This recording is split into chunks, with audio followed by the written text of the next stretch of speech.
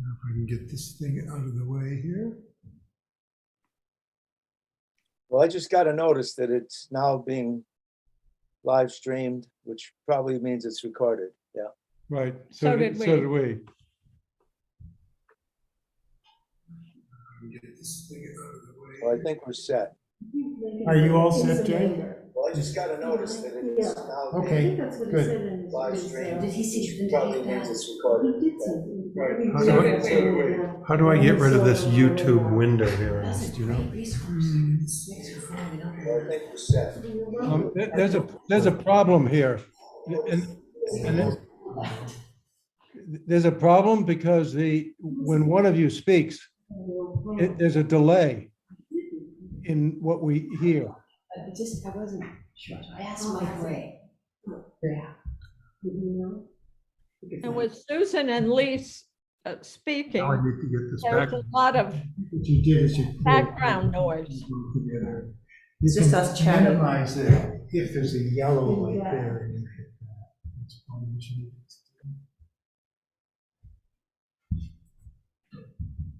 do. There you go. Hopefully.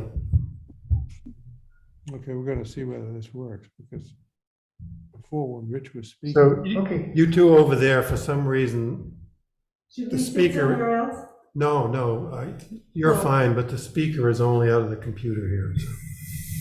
You'll have to just tune your ears in this direction, And then when we speak, what? into the mic. Into the mic. That's easy. I can hear you Okay, so the audio quality seems better. much better than last time. Yes, Hear you who are remote, and it sounds like you can hear us. Yes. So why don't we begin the meeting? As the first order of business, we can review the minutes.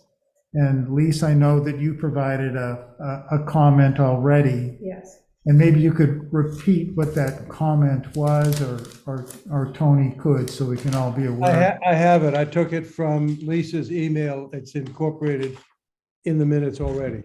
Okay, great. Any other comments on the minutes? It looked good. What I saw. No, good. Yeah, I thought they were comprehensive. Yeah. Great job per usual, Tony. Yes. Thank you. I'm told the selectmen really appreciate the full report. Evidently, somebody reads it. Yeah, it's good to know that somebody reads it. That's great.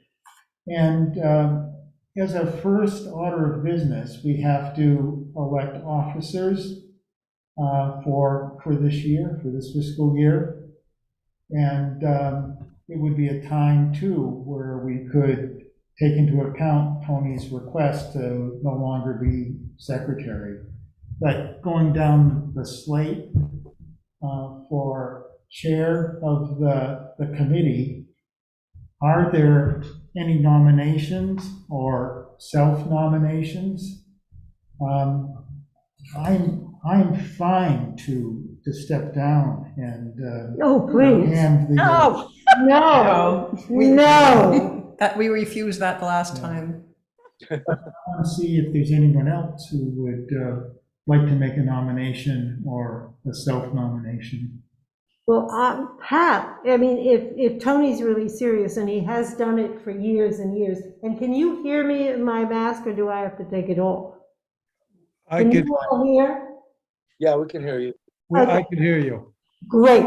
Okay, Pat Shannon might consider it. I don't know. I mean, I haven't asked her, but I put forth her name as a possibility to take on the secretary position. Okay. Because she does it for the comp plan and does it extremely well. Yeah. Would you not agree? I don't know if she's available. I don't know if she's available either, Yes, but she's a possibility.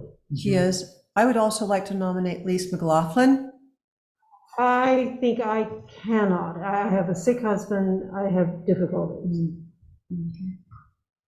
You have a very keen sense of the wording and how important it is. Well, thank you. Picky. There are alternatives to having a single secretary, and We we could- talked about that We could pass it in around. the past. Mhm.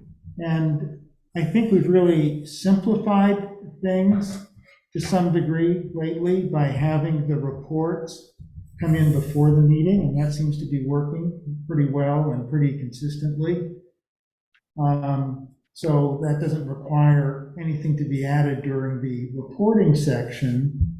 And I think for the other special topics that we have during the meeting, it's not necessary to have a full account of the back and forth. I think all it needs to say is we discussed the issue of such and such, and if there were any actions that came out of it that we're imposing on ourselves in terms of follow-up, that would be included. And if there's any vote taken on recommendations and what those recommendations might be or actions might be, that would need to be recorded. So it might lose, some of the back and forth, but I think it would be sufficient for town purposes and our purposes, since it is difficult to come up with someone, especially in this hybrid mode of having a secretary. And if we did it that way, it would make it a relatively easy task, I think, for a secretary. But if no one was willing to step up, maybe we could pass it around and have someone be appointed for a particular meeting. They would know in advance, we'd be sure they would be there, but we could try to move forward that way. I would be willing to do that occasionally. I think that's perfectly appropriate. And I would just take the agenda and do it right in the meeting. Just add any discussion was had, any decision made, and you're done by the end of the meeting. And I did send out an agenda in advance for this meeting because the town requires it now. And it's a pretty simple agenda. It includes all of the items that we need to consider when we do our lake-by-lake reports, and then it just includes the special topics. So we could take that agenda and As a template for the minutes. Yes, as a template, and it's in Word form, and I put it together on my Google Drive, so it's. So we can all have it. We need to be sure that the link is on there. So as part of that for the, It's part of the agenda. because it's a hybrid meeting, so the public will have access to that too. If the recorded minutes are assimilated into the agenda, does that satisfy the select board?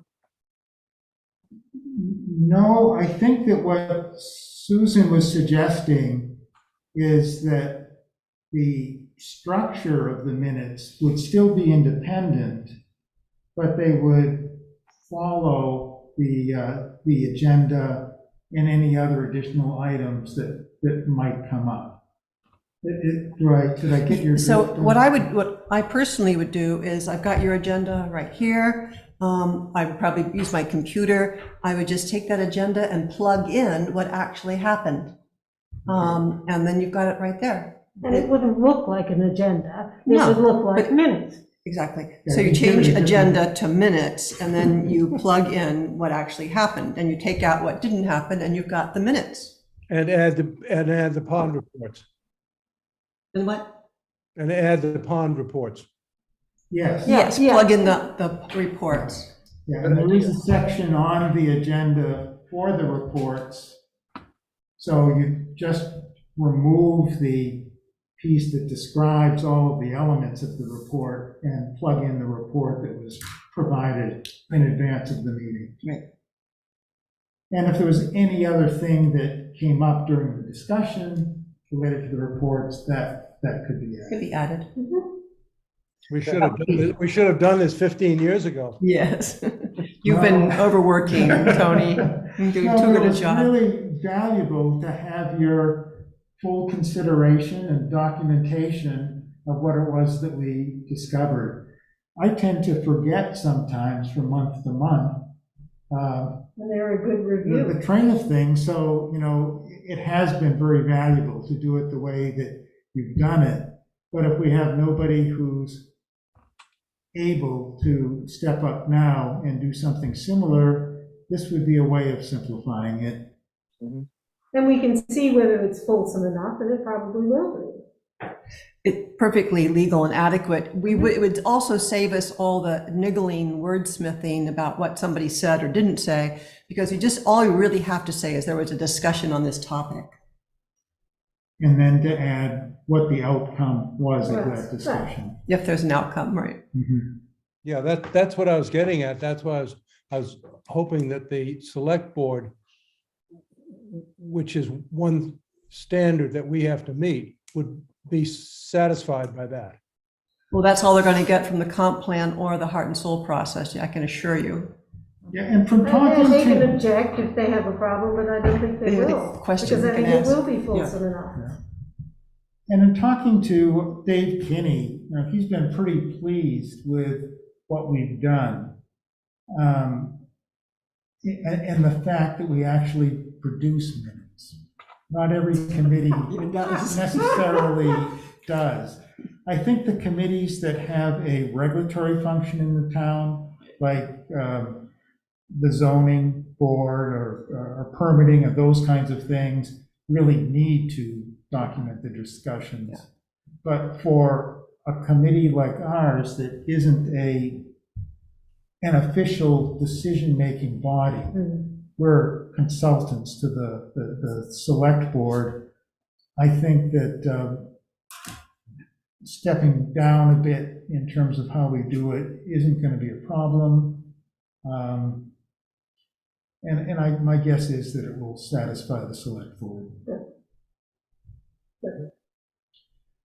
So for tonight's meeting, do we have a volunteer to be secretary and trying out this new approach?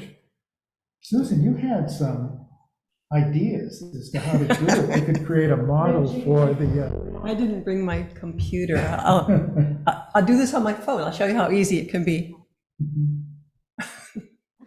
Okay. Okay, I will, just to finish in reasonable style, I will take the corrected minutes and send them to the committee and to David tomorrow morning. Thank you. Okay, thank you. And that will be another function for the scribe. secretaries as well. To send them to David. So. When they've been approved. Yeah, once they've been approved, so we've approved the meetings notes from September at this point.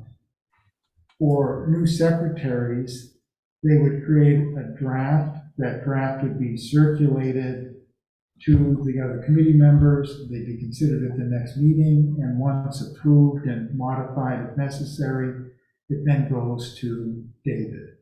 I understand, but when I discussed this with them, that means that he gets everything a month late. And That's so, what he's been getting. and so what I've been doing with the other committees is sending them like the next day, because there are no big changes. I mean, there might be a tweak here and there. Anyway, I'm just saying, he appreciates hearing what happened. And then he can be sent the finalized one. Well, the actual rules for minutes for the town meeting require the drafts to be sent, as well as the finally Oh. approved one. You So said- what Susan is saying is the way that they want it to be done. Uh-huh. In the past, we've not wanted to do it that way because we wanted to make sure that it was right, and we've never gotten any negative feedback. So we could decide to send the drafts out. In some ways, I'm more comfortable waiting till they're approved, because sometimes there are sensitive things. I think it's less likely that that's going to be an issue, given the new way we're doing this, because we're not getting into any in-depth discussions. Right. And all of the lake-by-lake reports are essentially written by the person who's associated with with a bigger fine. There should be really no controversy. All this is being recorded. I mean, anyone could tune into this. But we just want to be very careful about if we ever make a resolution that we agree upon, then that has to be carefully worded. And when it goes, it's always labeled draft, you know, so it doesn't mean it's written in stone yet until it's approved in the next meeting, but it's up to you. And the other thing that's required is that if we put an issue to a vote,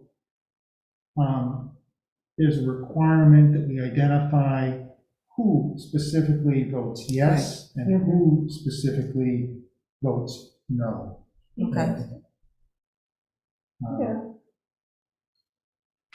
So shall we try to do it the new way and have the drafts shared not only with the committee members, but send it to Dave Kinney as well as a draft? Yes. So, okay, let's do it that way then. As long as David understands that that should not be put forth from his office until we approve them at the next meeting. Right, I think that, yeah, I think that it could be shared with the select board as a draft. So it wouldn't be just Dave, it would be the select board members as well under the town's policy. So it's not just for the town administrator to see the policy that was adopted by the select board, has it go and draft to them as well. You don't think that's, it seems to me you'd have, potentially, David and the select board would have the draft and the corrected minutes in hand at the same time, a month after the meeting, which could be confusing. All right, I guess we have to make sure we clearly label the one from the prior month, or the new one, I'm sorry, draft, and the old one final. And if we're going to issue two versions, there should be notes on the final as to changes from the draft. So that somebody could glance at it and say, That's too. okay. Rich, I see some concern on your face. No. The Zoom works pretty well to pick up those nonverbal. Well, I was gonna speak up too. Yeah, I think it's a mistake to, to send a draft. If the select board hasn't had an issue with waiting a month for a final version of our minutes, David Kinney himself finds it helpful to have them sooner. I would just say, let's have the draft go to David and have him hold it until we finalize it, and then just the final version goes to the board. I think it would be a mistake to send a draft to the board and then have a finalized version a month later. I just think there's a potential for confusion, and if there's a mistake made, then that's going to create, that has to be corrected. It's going to create confusion at the select board level. I don't think that's necessary. Yeah, that's a good point. Right now, do we send it to Dave or to the board? We send it to Dave. Okay, so if he's the point man, he can arbitrate any and express any differences that might arise between the draft and the finalized version. I mean, it effectively becomes his responsibility to convey any corrections to the board. Right, so he would make sure that they would get the final, but my guess, Rich, is that if he receives a draft to us, if it's the policy for drafts to be shared with select board members, that he'll share it with select board members. And it wouldn't be appropriate for us to say, please just keep this yourself as a draft. But I could discuss that with him and see what his practice is. And we could bring it up and discuss it at our next meeting, having a better understanding of whether or not all committees are doing this. And if they do it, how does he handle it? Does he immediately email the drafts as drafts to other select board members? No, Well, it comes out in the big packet. They get a packet before their meeting, and it's never discussed in the meeting. I've been at a number of meetings lately. And the minutes are never referred to at all in the select board meeting. They're there for them to read if they read them. So I don't think it's that big of a deal, really. But for us, it seems like the responsibility is removed because Dave is the intermediary. We send him the draft. If he wants to share it, fine. If he doesn't, fine. We send him the final. He does whatever he wants to do with that, and our hands are clean. Good, and we don't submit a draft that shows the changes from the draft to the, Well, usually if you're doing Word or something, you can do a track changes, but usually they're minimal. But, complicated. well, Let's not make it complicated. You're gonna find somebody else to do the minutes. Right. So, You get what you get. so let me see if I practice this.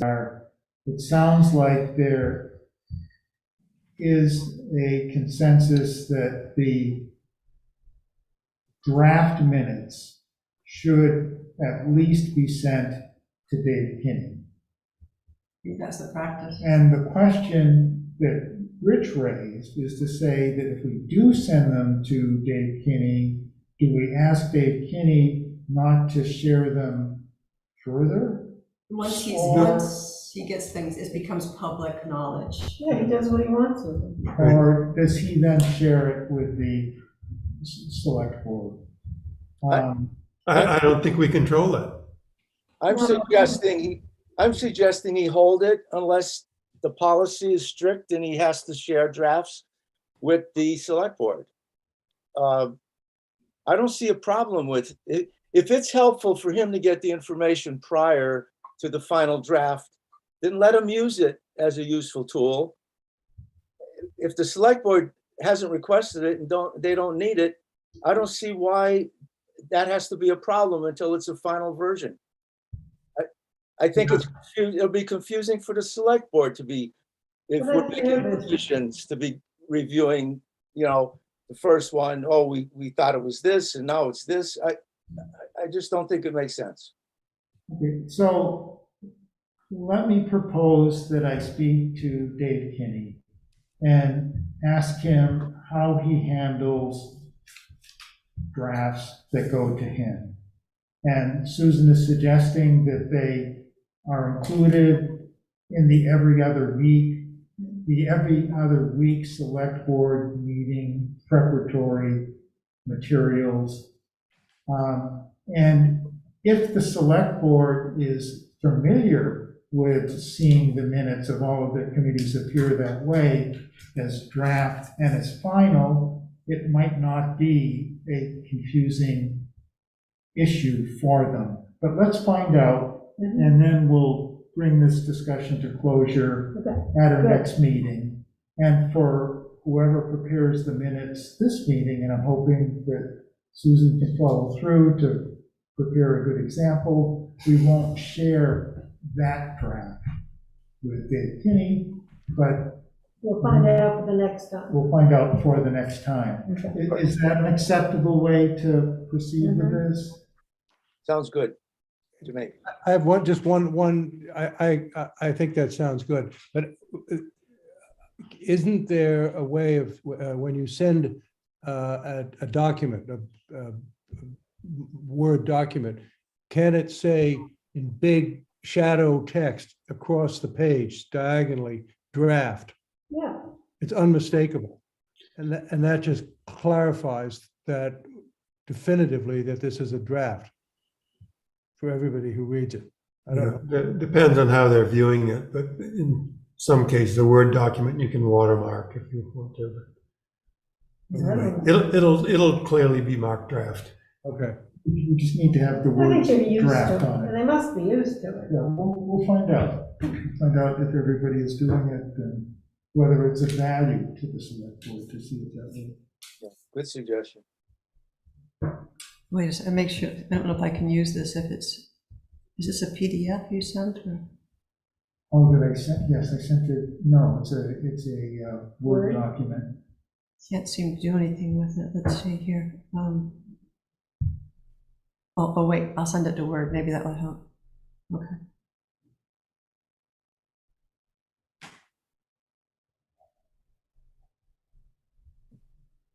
Okay, it sounds like we had this discussion under the nominations and election of officers. And it sounds like we've dealt with the secretary position, we haven't dealt with the vice chair position. Well, have we dealt with you, Gary, as the chair? Yes, we have, but he doesn't know it yet. Yeah, I feel like I've been dealt with. He's been pressured. All right, well, I'll be the vice chair, unless anybody else wants it. As long, Gary, as please stay good and healthy. I'd like to try to do that, yeah. I know you are. Any other nominations for vice chair? Hearing none, all in favor of Whitney continuing as vice chair? Aye. Aye. Opposed? It's unanimous. Let the record show.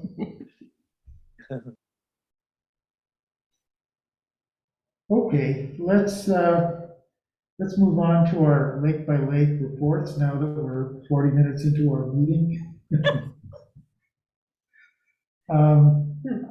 I read all of the ones that came through, but I think it's worth just verbalizing some of the high points.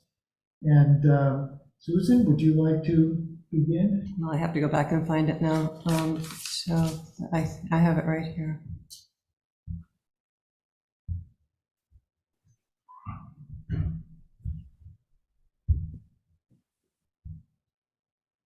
Okay. So for McGuntacook and Norton, I think you can find Norton. That was right here. So I went elsewhere.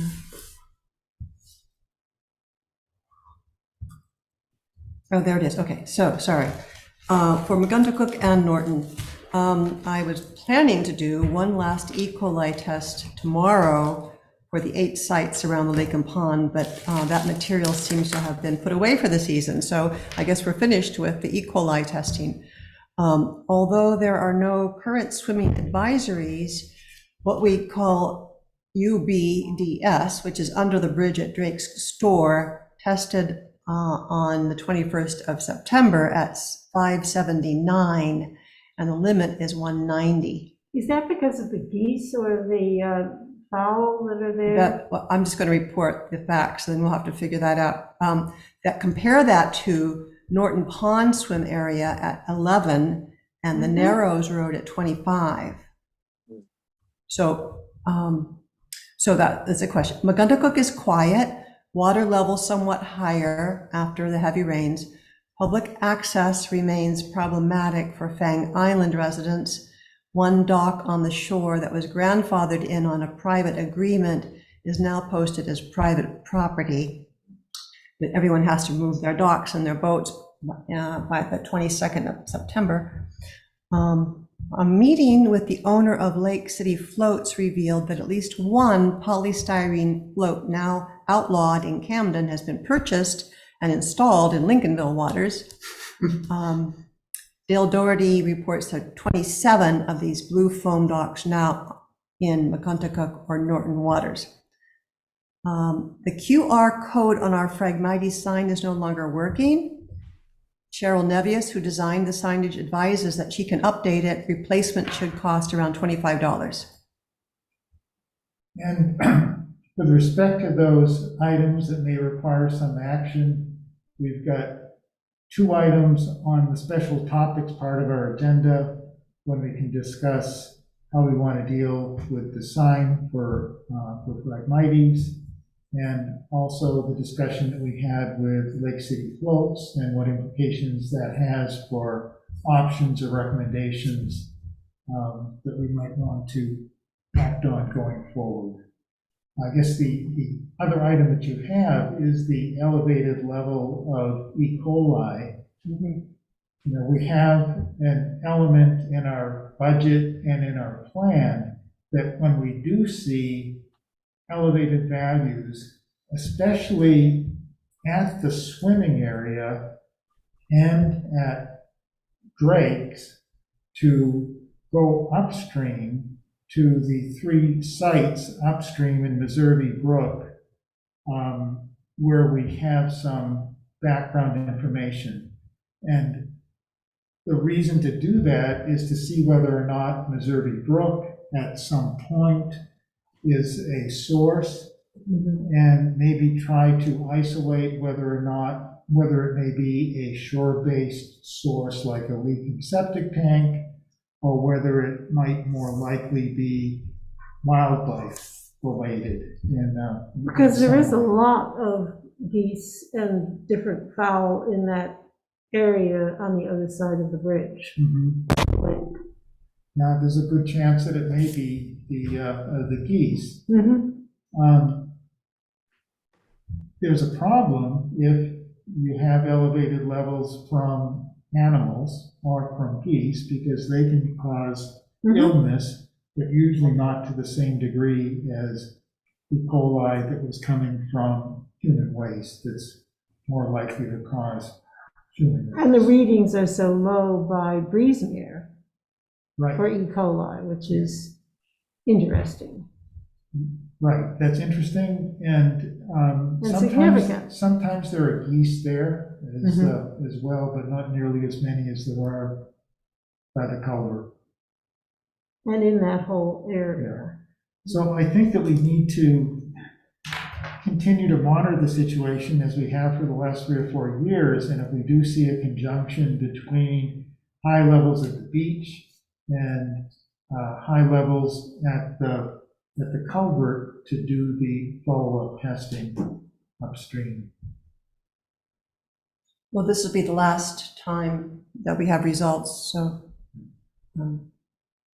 If you end up, the ones that you already had, so it's really sort of too late now. We're done, to be yeah, able for the to, season. To finish with Yeah. that. So I think it's the policy of the Watershed Association to do follow-up testing the day after problematic results are found. But it sounds like there wouldn't be follow-up testing if it wasn't at a swimming area. So in other words, if it's just at the culvert, would that mean that there wouldn't be routine follow-up of a high value or not? Do you know, Susan? Well, on the website, it shows if there's been a follow-up. Okay. And it didn't show any follow-up for that. For that. I think I remember mentioning to Dale that we were intending to follow up, and not Dale, that Aaron, but I didn't get any notice about it. So. So we'll need to maybe formalize that understanding next year for the swim season. Let's move on to Moody Pond. Well, I went out with, the 2 loons are still around, making a lot of noise, no 3rd loon. And I went out with Paul Leeper in the canoe. I just want to make sure that you can be heard. Can everybody Can hear everybody these? hear me? Well, it's a little muffled. So if you I'll just take make it it a off. little closer to the microphone, please. Is this better? Yes. Yes. Oh, well, that's easy then. Okay, so I went out on Moody Pond with Paul Leeper because Aaron did not take measurements when we went out. And the clarity was 15.5 using the Secchi disc, and it's considerably lower. It's better than it was last year, but it's considerably lower than it was in prior years. And Paul's thinking maybe weather is a factor because it had rained the day before, and that roils the water, making the clarity not so great. And so he's going to be paying more attention to that. He's not particularly worried, and both he and Aaron noted the clarity of the water when they were in our beach area. And at other points too, because I mean, it's hard sometimes to tell about the clarity because the waves are, there's always a lot of wind out there. And the dissolved oxygen was okay until 18 feet, and that's the same as in recent years, even though last year I think it was not so great. But 12 feet to, 16 inches. 16 feet. Oh, I'm sorry, I put inches in here in the report. That will have to be changed in the minutes, but I'm sure somebody will pick it up. And 12 to 18 feet is cold and oxygenated and very good for fish. And I asked Paul several questions, but among which was, how did he feel about us testing for phosphorus? And he thought it was a good idea to do it annually. So I'm just passing that on. And can the Watershed Association do the phosphorus testing? That's another question, and I'd be happy to ask Aaron if that would be possible to do. Good. Okay? And it's something we may want to do for all of the lakes and ponds. Well, yes, I mean, I wasn't asking just for Moody, I was asking just for Okay. all of them, because this has been something that came up in the comprehensive plan, in the discussions about the comprehensive plan, and so I felt it was a good idea to get his input into this. And he said he thought it would be a good idea. And maybe this is something we can consider when we make our budget request for next year, to do phosphorus testing in the ponds. If it turns out that it can't be covered with the money that the town gives to the Watershed Association,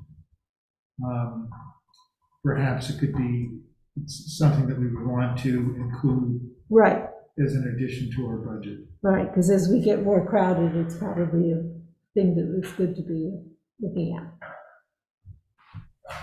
That's about it. Oh, and the water level, it's been raining so much, so it's a little bit more than usual, but not significantly. Thanks, Lise. How about Pitcher Pond, Rich? Pitcher Pond, well, water level is still low for this time of year. It's come up some, but still low.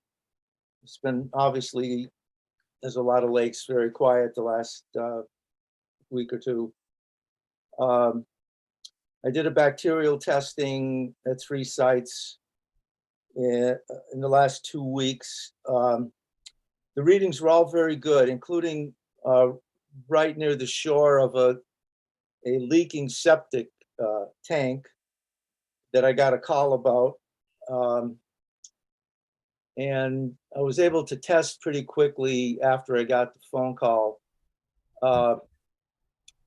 Luckily, a neighbor had spotted, they were doing some work on the septic tank, so it was already dug up.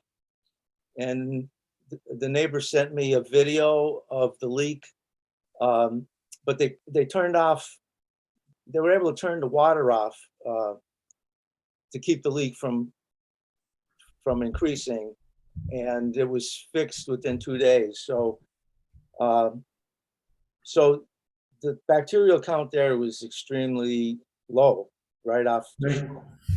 I tested within like 10 feet, 8 feet. So bacterial this summer at Pitcher has been excellent. The clarity, again, there was a recent clarity test in the last few weeks.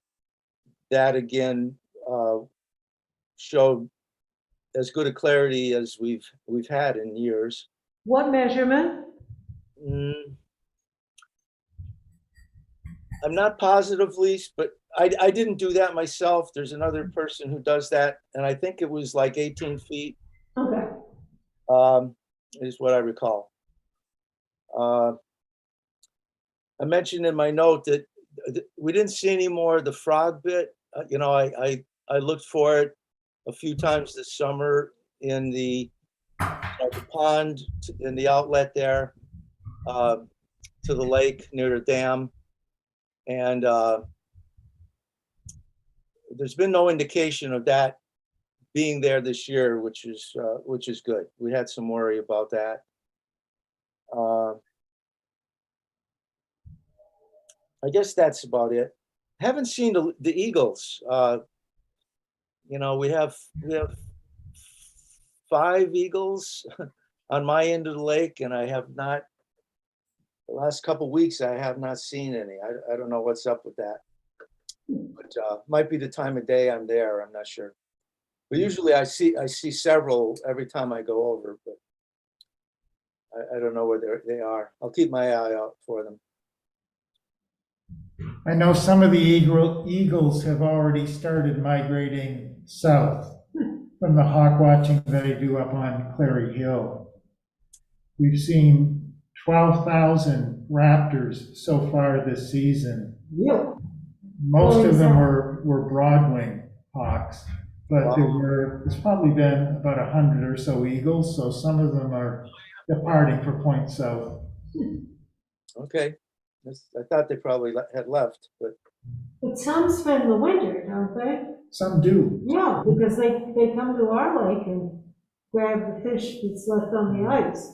You know, I wonder how many of these are sort of true migrators that we see. We see them going past, But you but don't they know. may come back. I think they go to where they can find food, and they've got a lot of mobility.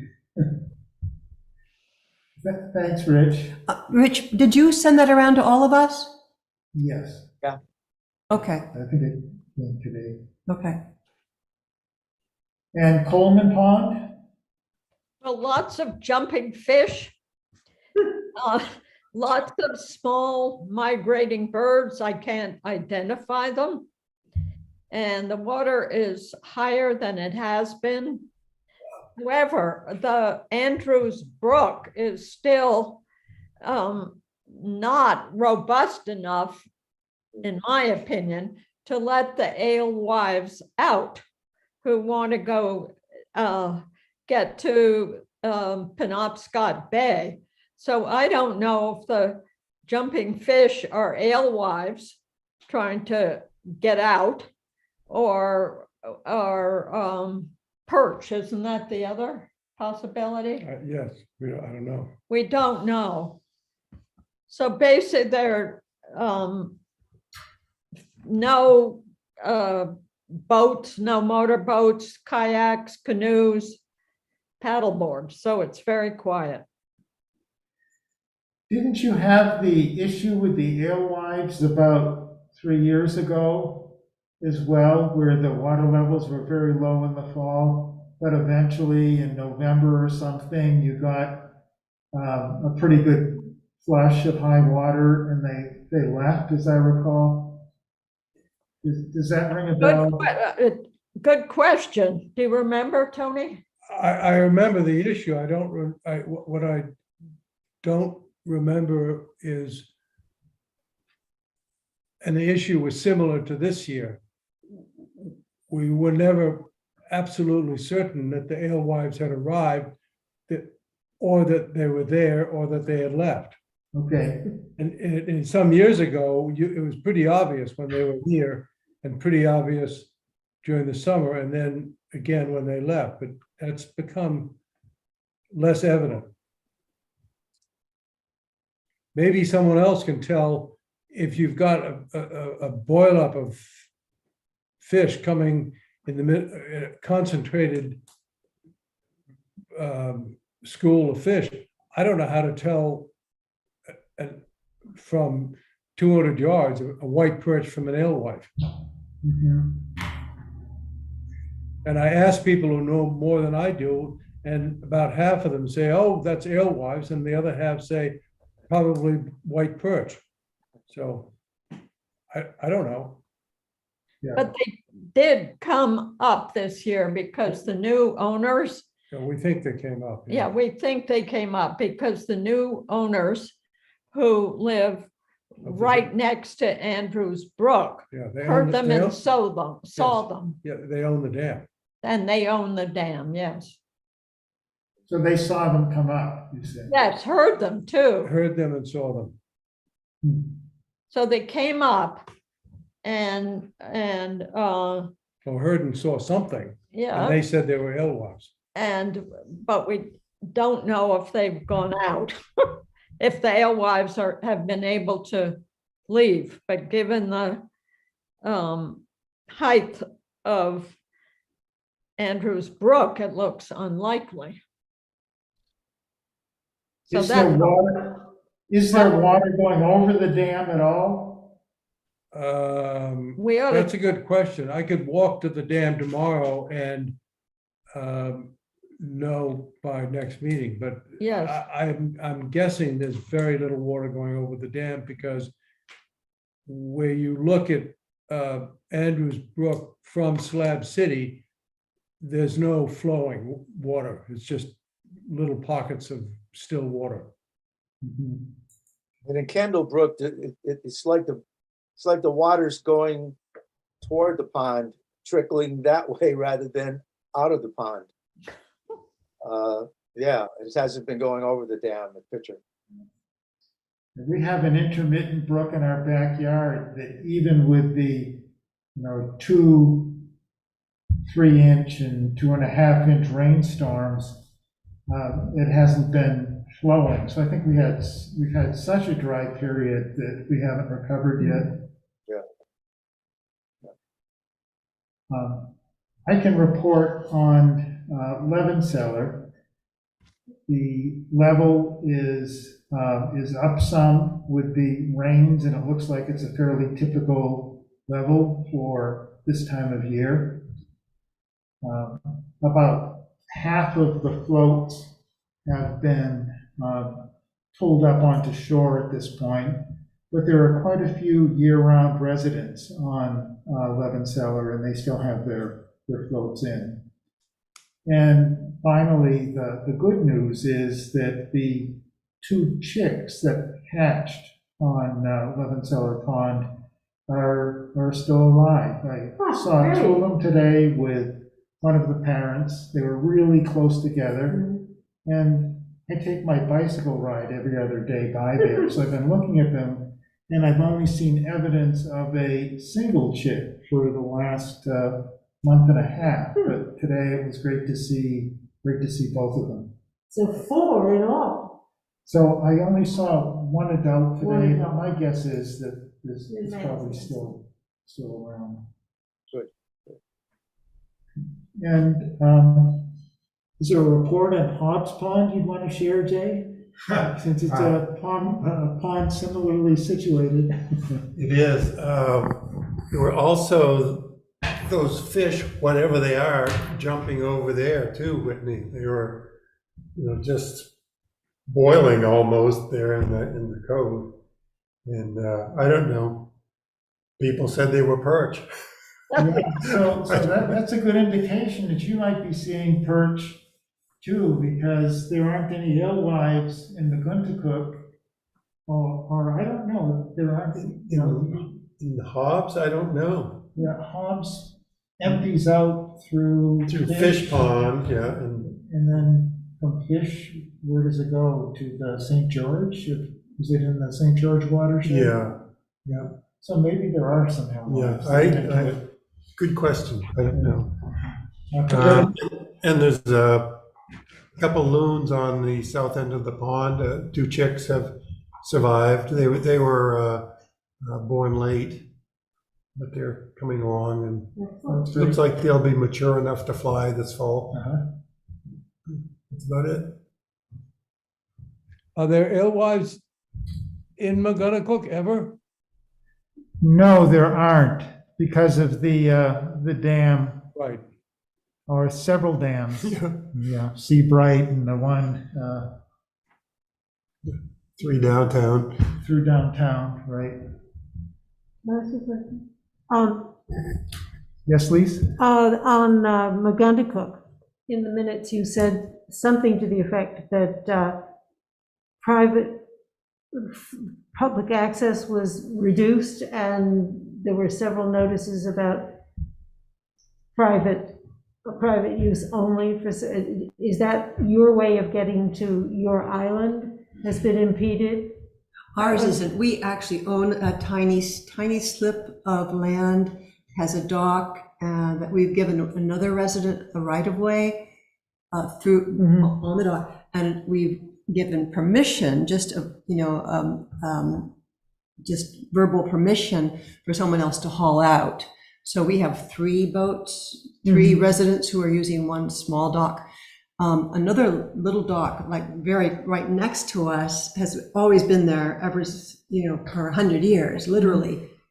They rebuilt it, they put a new one in recently after when they inherited that land, but it's a long story. I guess it's not really public knowledge, but anyway, what happens is that whole little area where we are on Route 52 has always just been a little community of people that have been on both the island and the shore, and everyone on the island used that little spot for their docks and haulouts and boats and moorings.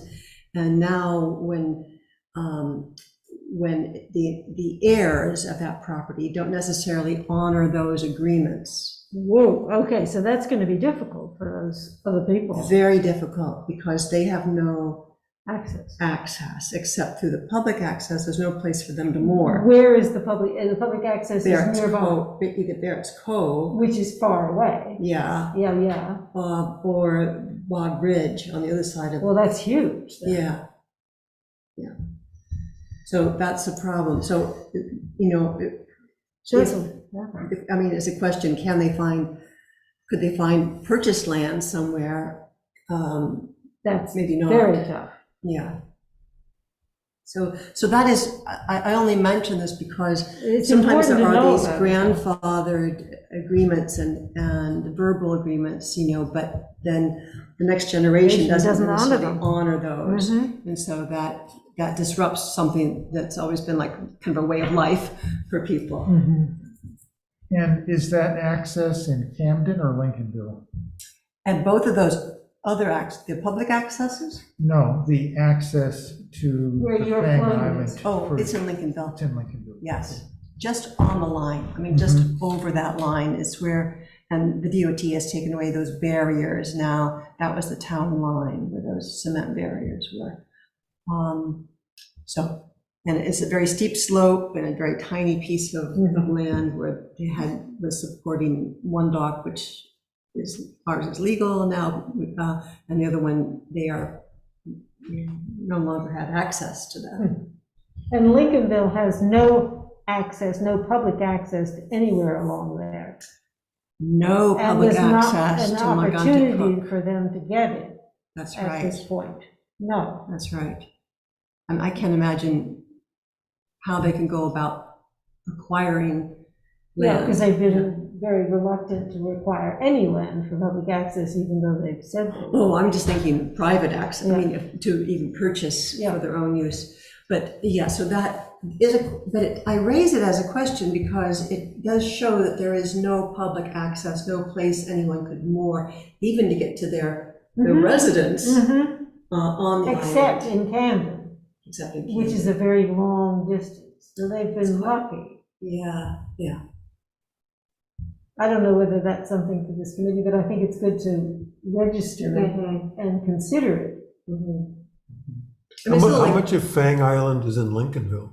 Any? Yes, so there's, I would say, 1, 2, 3, 4, 5, 6 camps. Like that are in a Lincolnville. quarter of it, the northern quarter of quarter, Yeah, that north end. yeah. Is the line goes right through, actually halfway through, Okay, now that I think about it. About halfway through is the town line. You can always see that line when the ice goes out, there's, it's ice in Lincolnville and it's open water and there's a reason there's a line there for some reason, but yeah. But quite a few camps, and now a couple of those people own places on the shore. Oh, Fang Island. They own places on Fang Island. They also have a place on the shore, Right. so they have no problem going back.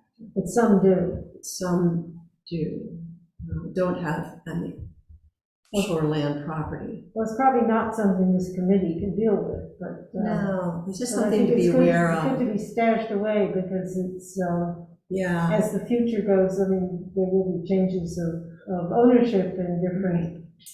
Well, Isn't it like- regardless of ownership, what we're saying is that Lincolnville doesn't have any public access on the McGonagall Lake, Yes, period. that's right. There's Whether no, regardless of land. Well, it doesn't have any public access on Pitcher either, does it? Or Coleman? Yes, it does. It's just, it just requires A key. during season, because Right. we have a gate that's open from April. No, I'm sorry, from October through April, early May. There's a gate that's open. It's Mhm. closed during those other months, but it only requires a phone call to get the code to Get the open it up. code, right. It's Coleman then that doesn't And have it. we've never changed the code, so if people have had that once, it's easy for them to get on. Mhm. and Rich, is there a sign there to tell you who to call, what the number Yes, is? of course, an 800 number. Okay. Who monitors that? Well, we have an 800 answering machine that goes through the importance of cleaning your boat and all, about invasive plants. And then it gives you a code number to get in. And we have a number of signs about cleaning your boat, what to look for on the gate, and a description as to why we have the gate. That's Pitcher. That's picture. Yeah. And so there's no access, no public access on Coleman. Correct. And there's no public access on Moody, but they're allowed to come in a certain place. But I don't call it public access. But part of the mission of this committee, as I understand it, is public access. Right, one of the things that is to be included in our reports is a review of potential public access points that Opportunities. the town might be interested in. And whenever we've brought them up to the town before, they haven't been interested because of the cost associated with that public access or other issues with private roads that would lead to those points of public access. I guess one thing that can be said about McGuntacook is that people can come in on the public access at Norton and get out to McGuntacook. Depending on the size of your During boat. most of the year. I mean, Yeah, and the time of the year. Yes, the water level. Yeah, But you can go to Bog Bridge and you can go to yes, you can go to Bog, there is Barrett's Cove. a large public access, not limited parking at Barrett's Cove, but you can launch your boat, which is part of the reason there are so many moorings there, is there's such limited parking. So people moor their boat and leave it there. But yes, at least there is access, but it could be a lengthy trip, and sometimes that's difficult with the headwind coming down the lake. Definitely. Well, it's something that we should be considering. Yeah, I'm not sure how, but it's just something for us to be aware of, yeah. that as the commons are disappearing, Mhm. and when an ever-increasing legal sense of things makes things more difficult for people who have had led a traditional way of life, let's put it that way. So Good point. I just understand a second, Moody, but is that's a verbal agreement? That's just like. That's not a verbal agreement, it just happens. It just happened. So there's no right there or right of way? No, There's a No. right of way there? no, Okay. Okay, no, there is no public access. no public access. I think maybe Lincolnville calls it public access, but, Permissive access. we could question that terminology. Yeah, I mean, somebody had thought there was a written agreement. I said, no, there was not. okay. So it could be considered, say, informal access. It's not official Well, I access just say or legal access. Don't get into public or private or anything else. but the property owner could stop someone from going through there if they Oh, wanted well, I to. don't know, I suppose so. I'm the property owner. Yeah, I mean, So- then so you the- post it. But, The way that Maine law but that reads people have, is that if it's a great pond, which means a pond, I think, that's larger than 10 10 acres. acres, and a great pond is such a pond that the public does have access through undeveloped property. So if it's just woods and it isn't developed in any way, there is access for fishing and hunting. that has been, as I have seen it, has been disappearing from the description of access to great ponds. The fishing and fouling part, which was part of the colonial Mhm. decree.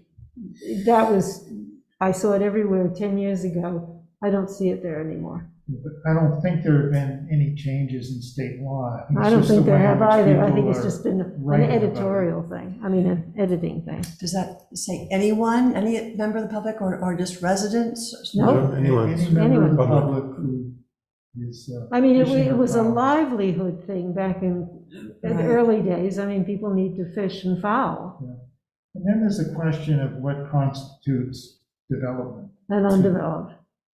Well, the path is looking more and more developed. Anyway, it's not an issue, I mean, because it happens and everything's fine. Unless there's any more discussion on the reports, we can move on to our special topics. And the first one is just sort of reviewing our past season's work for Phragmites and where things stand, and what lessons there may be for how we approach it next year, because we did things a bit differently this year. Just an update from our last meeting. I know that Jay's been down with his brush cutter. I suspect I still have some work to do there because I only did half of the plot. And I went down about a week after you were there. It looked great where you were able to do it, but there's still some areas on the flats sort of up to the right of that at the base of the hill. Right. But I'm not sure how important it is to do it at this point, because usually by this time of the year, whatever resources were in the plants would be in the roots. I see. So that if we think that there's some value to cutting those 18-inch or so spikes that are there in terms of access for a future year, we could do it. But I'm not sure that that would be the case. It's much sparser. We got at it many times this year, and we did it many times before the point in the season where those resources would have moved down to the roots. So I think we accomplished our overall objective of, first of all, keep it from going to seed. It hasn't gone to seed. I haven't seen any seed heads at all. And at the time, in August, when photosynthesis starts to stop and the resources go to the roots, there wasn't much above ground that could have sent anything in. So I think it was successful. The other thing we tried to accomplish this year was to give some native plants a chance to grow and hopefully compete some with the Phragmites. It's a little more time consuming now in that we're doing it more times than we did it in the past, since we're doing it in May, June, and July, not just at the very end of July or the beginning of August. But it's also easier to do, and we've been able to do it with the string cutter, right? Be able to cut it down because it doesn't grow to the point where you wouldn't be able to cut it with a string cutter. You need a brush cutter. So we've got some choices as to whether we want to continue the way we did it this past year for the next year. And also our state permit has to be renewed for the next season. And in that permit, we should probably express, what we're doing now. It still can be fairly general, but I think there can be more of an emphasis on removing not just Phragmites, but other invasives that were there. In the week after I went down, after Jay did it, I found about 50 or so Himalayan balsams that had gone to flower. And whether or not they had developed seeds or not, I'm not sure, but I picked all of those and actually ended up disposing them in the trash barrel down by Norton Pond. And what I found had happened is that most of those that went to flower are ones that we had cut earlier in the year, but from sort of the basal area, the low area of the plants, they almost look like a candelabra. They had come up from the bottom, and those had gone to flower anyway. And they produce thousands of seeds, and once they produce those seeds are viable in the soil, I've read, for up to 5 years. So it's something that you have to So they keep were going at. cut rather than pulled, so it'd be more effective to pull them. Yeah, so I think that we pulled most of them before, but some Didn't got get all. cut or broke off, and Okay. those ended up developing sprouts. So I don't know, others have other observations to share? I just remember reading the literature from Connecticut, which said that you should do the cutting of the Phragmites in early August and not before, because if you did it before, it would stimulate growth. And I think we've had a very fine effect on that area by cutting it for 2 years at least in August, in early August. And I'm wondering if we should not consider doing that again next year. We can work on other plants before August if everybody really wants to, and it's a good thing to do or not, I don't know. But wait to do the Phragmites at the right time. Well, to my experience, I think this is a better plan based on what I've seen. The problem is that the Phragmites are so dense when you let them grow that the native plants don't get a chance to populate the area. By cutting them down, even though the Phragmites may get a better bite on life, all the other native plants, whether you happen to like the ones that are growing or not, but there's a lot more things that are pushing into the Phragmites patch now. And Yeah, I saw that. when I'm cutting, I have to be much more selective. That's one of the downsides is, geez, I can't just go mow the whole area now. I have to actually be selective because there's a lot of other stuff growing there. So from that point of view, I think this is a preferable solution. It's certainly easier, Well, although we don't really know, but we'll find out a bit more next year. Yeah, so I think But this if is you a good cut it point. early, then we will not know. Is I think what the Connecticut experience said is that you get more stems per square meter if you Cut early. if you cut early and often. Yeah. So we'll see whether that's the case. Well, do we want to do that? Because Jay is definitely pushing for it. No, I think what we can do is we'll be able to tell once we start seeing those sprouts come out of the ground, whether or not they seem We did damage by much- doing it yeah, this way. much denser. And the question is it damage if you're able to continue to go back and cut it? So that even if you have more stems, if you're really reducing them and you're really allowing the natives to take over, that might be okay. Yeah, if we're reducing it more than, yeah. It's just, we're in control. We're not going to eradicate this anytime soon. We're just controlling. Well, it's been majorly eradicated so far. I mean, the difference between this year and 2 years ago is phenomenal. Well, we reduced the massive bulk of huge stalks that were allowed to grow to maturity.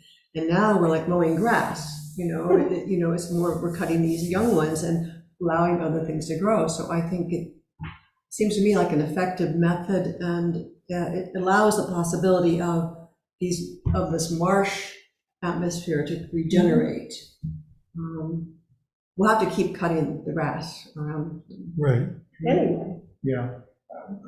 I guess where I'd like to see this evolve, and maybe this is something for the comprehensive plan, is to get to the point after this next 2-year permit cycle of not necessarily having to have another permit, but just managing it. Through clipping, basically hand clipping or string cutting.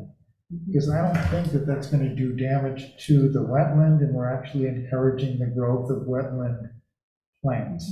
And the question is whether that would be acceptable to the DEP or. because they only gave or us a not. permit because it's considered not a Superfund site, but a site with issues. Well, the permitting is required of anybody who does any of this kind of thing, whether it's on private land or public land. So if you had a wetland like this, Oh, because it's a wetland. because it's a wetland, Okay, anybody would need to get A a permit. permit to do Got what it. we're doing. But I'm sure that most of the people who do this kind of thing don't necessarily get permit. get permits. No. And the question is, if we really change the nature of this thing so it looks more like a meadow, and that we can include some concept of stewardship, within our comprehensive plan, and reaching out to community organizations, Boy Scouts, Girl Scouts, the sailing club, to do this kind of work, that would be a nice way to go. Because I think Susan's right, we're not going to eradicate it, but we can make it easier to control. I had no idea that we got a permit because it's a wetland. I thought we got a permit because it was formerly a quasi-Superfund Right. site. No, it was because it was a wetland. Is it still a wetland? It's still a wetland. Depending on the weather. Is that something you can ask the state permitting office about? It's one of those We're gonna get it. things where if you Go and ask.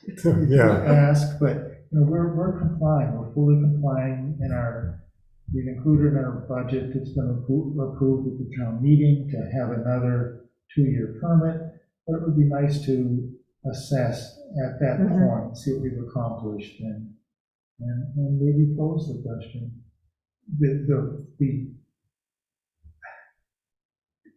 It's not going to be anything more than what we're doing. It's not going to cost us anything more than what we're doing now, and it's about a $260 permit for 2 years. And we've made a big difference. And we've made a difference, yeah. So one other thing I thought I noticed, and you can tell me on this, it seemed to be less spread around the perimeter, off in the bushes and up the path. So I walked up and I didn't see anything up that way. Yeah. And I don't know if it's because you've clipped it all or it's just we've retarded it somehow. Yeah. I think that we've pretty much gotten every stem on the perimeter. So, there's the 2 paths, there's the nature trail path, and then that Snowmobile connects up path. with the snowmobile path. And going along those, wherever we've seen them, we've clipped them now for 3 or 4 years, and they're hard to find there now. Yeah, There's right. very few. How many years? This is the 3rd year, isn't This it? is the third year. Yeah, okay. So we got a provisional permit for the very first year, then we got a formal permit for the next 2, and we'll need a formal permit for the next following the year. 2 after that. Well, it's a good endeavor. Did you say a state permit is required for next year? Yes, Two yes, years. yeah, and we've included that in our budget as well, Okay. so the town has agreed to that. I'm sorry, was that a 1-year permit or No, Two. it'll be a 2-year permit. 2-year? Yeah. So, okay, so we had, We had This- we got a special approval from the DEP for the first oh, that year. was a pilot project. That was a pilot Management. project, and it had to be less than 10,000 Mm, square mhm. feet or something along those Right. lines. But after that, they couldn't approve that again, we'd have to apply for an actual. Okay. This is the end of our first 2-year. But it's our third year. Yeah.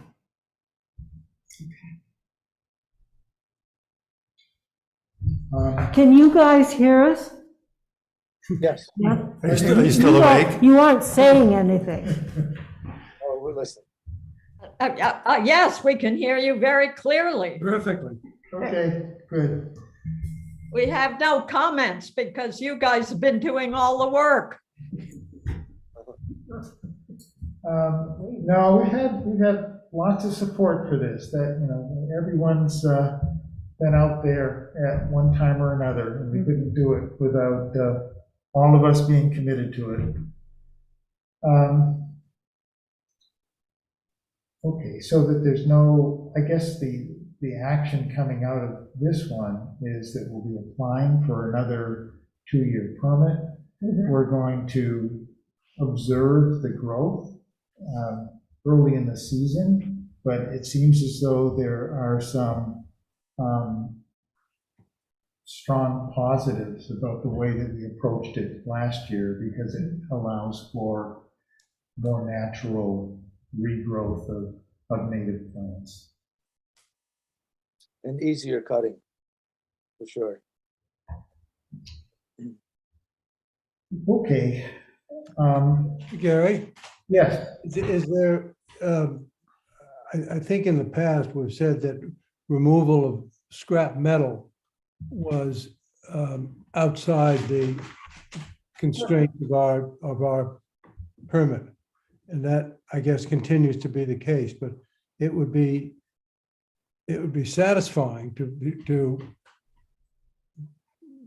get those chunks of wheels and old machinery and anchors and cables and all that out. Is that, Yeah, I agree, and I think that even beyond that, being able to get those old tires out would be good. My understanding is that there's a prohibition against digging into the soil. So if the sheet metal or other pieces lie on top of it, they can be dragged out. And we've done that when we've had pieces that would especially interfere and cause a hazard when actually being in there doing the cutting. I guess I'd like to see some kind of a joint project between the Conservation Commission and the Lakes and Ponds Committee and maybe Public Works in town to figure out a way to clean up that piece of derelict town property. Because the town owns it. It's a liability. It's an attractive nuisance. We know that kids have ridden their dirt bikes all the way down that hill and into it. Someone could get hurt. And I don't know what kind of liability that And more so the now, because it's town so clear. runs for that. So that's something that we can pursue for this coming year to see what it would take. I think it would include Dave Kinney probably, or someone else in the town, talking to the DEP about what the restrictions are. And if there aren't restrictions to pulling that stuff out, I think the area should be cleaned out. That's my personal. Gary, might this be an area where NERPA could come into the picture? What's nerve? Where who could, Not sure, natural resources protection something. Protection Agency. an agency or the natural resources? Division. The law that deals with, It's the law that deals with that. I think if you see a road- Hazardous waste dump, I think is what it is. Well, it's And you don't want to go messing below the surface. Natural Resources Protection Agency, and it's state, and it is associated with the DEP, and it has agents who can come and inspect land and make judgments about it. I believe Dave Kinney mentioned that to me some years ago because of a site near Coleman Pond. okay, so I think there's the NRPA, Natural Resources Protection Act, that's administered by the DEP. And that mostly, I think, comes into play when someone wants to develop the land, that they have to meet certain requirements for site development, but there may be a provision of it that I'm not aware of that would generally deal with hazards that exist, on a piece of property. But it sounds like this bears more discussion in the future, and perhaps having a discussion with Dave Kinney and making a proposal to the select board to clean up this area. Yeah, exactly. I mean, it just might be something that's not the province of Lakes and Ponds Committee, but is the province of the town. And we now have a public works director, Mhm. David Roundy, and this is a public park. So it would be really. Is that his- owned, is it owned by Breezemere? Mm, Aha, Right. that's So, very good. it's town-owned property, and I talked earlier to Dave Kinney about having Dave Roundy meet with this committee so that we have a better understanding of what his responsibilities are, and he knows who we are and what we're about and what some of our concerns may be. Dave Kinney said he thought that that would be a good idea, but that when we had a meeting like that, he would like to be there as well. So I think that would be a good Interesting thing to do, and pursue. maybe come up with some other agenda items to talk to Dave Roundy about. Because it's probably going to be quite expensive to clean that area up. Well, I guess it depends on what kind of, Because we're not supposed to go beneath the surface. well, that's what we have to find out from the DEP. If it required full protective clothing and that kind of A thing. professional's doing it. I mean, I wouldn't hazard it. Well, we need to see what the latest soil values are. I know that there's been testing by the DEP. It might be fine to pull those tires out and to pull the metal out that are on the surface, but we don't know. That's a really good point, Lisa. It might also be rather expensive to not pull those things out. If, Long term, yes.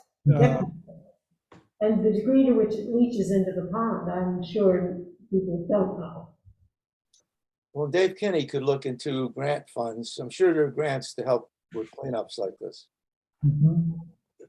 Yeah, if it turns out that it has to be professionally done, there may be ways of getting the state to help out and getting some grants to do it. Yeah, Dave would know. Okay, we've got one additional item, and I know this has been a long meeting, and that has to do with next steps for docks and floats and unencapsulated polystyrene. Susan, I don't know if you'd want to talk about the meeting that we had with Dave Kinney and Izzy of Lake, what is it, Lake City Lake floats. City Floats. Susan was there and I was there, and it was a very good meeting. It was, I think, very educational. Yeah, for everyone, I think. Yes, so this really arose out of conversation here. We never had a resolution, but Jay had raised the question. I believe it was Jay who had raised the question. Well, the town, in lieu of an ordinance at this point prohibiting polystyrene float material. The town has a contract with Lake City Floats, and they're storing these things on town property. Is there any way that could be a way that we could, try to restrict those, So we had a good meeting with Isabella Winkelhofer, one of the owners, and David Kinney, and Gary and myself, and we went down and looked at, we met at Friesmere Park, and we're looking at that's not town floats, but the boat club floats. Anyway, Isabella, Ibby is really concerned about this also. They offer a service of converting blue styrofoam to encapsulated foam, and that's something they certainly offer and try to encourage the people who they haul for and store for. They can no longer haul through any Camden waters these floats. So it's prohibited for them. It would be a violation. They could be fined for carrying them through the water. So anyway, that's another matter. Camden's in the business of not policing these.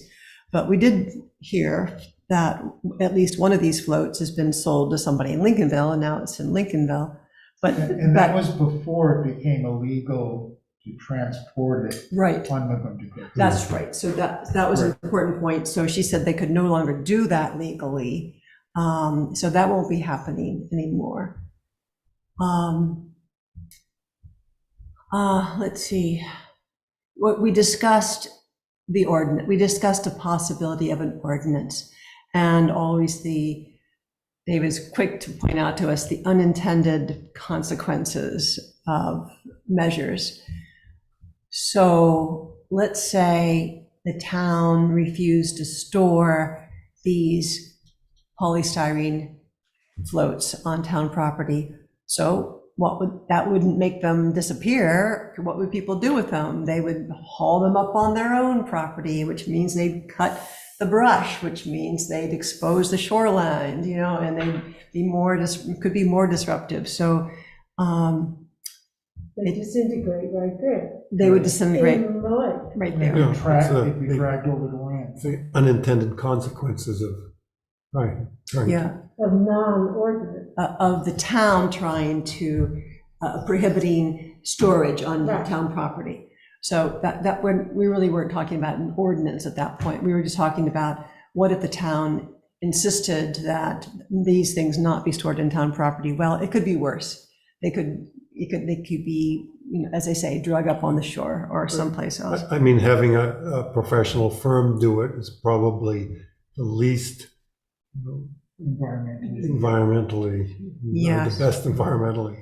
And talking to Isabella, I was impressed with her conscientiousness and the people that are working for them, how they do this, and they make every effort to clean up after themselves. It's not possible to wrap them up or anything, but they do clean up any debris that's left behind. So I did have, it was good to meet her. I hadn't really met her before, really good to talk with her. I was impressed with how conscientious they are, and I think we had a good meeting. We all agreed that we wanted to see no more of these things, but it also seemed like it's only a matter of time. In fact, it's part of their business to tell people your dock is not going to last another year. We really aren't going to be able to, well, now we're talking about Lincolnville owners. We really encourage you to update your float because it's falling apart. We can't even handle it because it's falling apart. So it's a matter of time, really, before people have to replace these things. And you can't even buy this stuff anymore. Right. So, is there any discussion of a middle ground where it's somehow slightly more onerous for the people who own these to have them stored by Lake City? I mean, is there any surcharge? Like you said, they can't be wrapped, but That would be their business, but I do think, I felt that our conversation impressed upon her our concern and our awareness, and she felt supported. You know, she said she wished we had an ordinance because then she would, then she could say, but as a business person, she's not, Can't have it. she can't, you know, she would like to have the backup of an ordinance herself. She said, I wish you did have an ordinance. Now in Camden, I can refuse. It drives business for them. It also drives business because they're in the business of replacing these things with encapsulated foam. And how effective are they, Susan, in making this effort? To Lake replace? City? Yes, How many floats have they fixed? Well, you see, they have an ordinance in Camden, so. yeah, I mean, in Lincolnville, have they had any success in saying your float needs to be repaired? Oh, well, I don't have it. She didn't give us any numbers, you know, but I had just the sense that this was part of that's where they're part of their business is to encourage, tell people when they can no longer lift their float any longer because it's falling apart. But that is a few years down the line for most of them still. But it sounds like for some of them, they've told the owners, this has deteriorated so much, we can't transport it. Yeah. And that has the effect, and I don't know whether that was in Lincolnville or in Camden to get these changed. Now, they don't have the franchise for each and every float on Norton Pond. I think that they said it might have been, was it 25% of the floats? So they're the What happens only to the ones rest of them? doing that. They're the only company that does this. So what happens to the other So- floats? They just pulled up on the They shore? pull- they just pull haul them up on the shore anyway. The other thing that was really good is that we shared with them the Right. trifold that we made and asked her if she'd be willing to distribute it Mhm. to Oh, her good. clients Good. who do Mhm. have floats. And she was very happy to take some, and she's going to do that. So that's a way of Excellent. extending our education effort. Mhm. And the town here is saying that we Excellent. want to try to do it this way. We asked her about the other issue that we had discussed of maybe having an ordinance that is just the first part of the Camden ordinance, which is to say that any new float coming in or any repair of an existing float has to include unencapsulated polystyrene. And her view was that, you know, that sounds fine, but that's the reality. Anybody who is building a new float or repairing a float is using unencapsulated polystyrene, because she said, I don't even know where I could order No. the blue stuff? the blue styrofoam Huh. billets. Yes, So good. it sounds like that would happen without an ordinance. I'm surprised that with all the water quality issues that the state defines that sprinkling styrofoam into the water doesn't seem to be a violation. Yeah, yeah. It's a complicated issue. Well, there are a lot of things that fall into that category.